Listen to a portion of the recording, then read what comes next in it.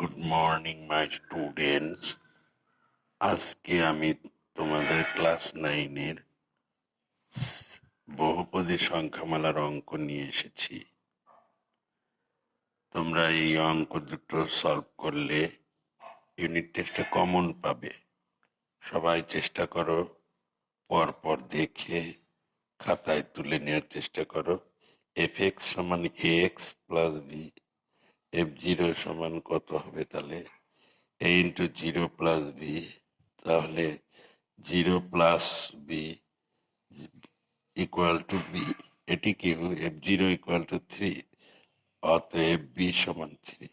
আবার f(x) সমান ax plus B, তাহলে f2 সমান x এর জায়গায় 2 বসিয়ে দাও, তাহলে 2a প্লাস 3। এটি কি? 2a প্লাস 3 সমান 5, তাহলে 2a সমান 5 মাইনাস 3, 2a সমান 2, অতএব a সমান 1। ইউনিট টেস্টে এই অঙ্কগুলো আসবে। এই অঙ্কগুলো ইউনিট টেস্টে আসবে, সবাই খাতায় তুলে নিয়ে প্র্যাকটিস করো। Good morning my students.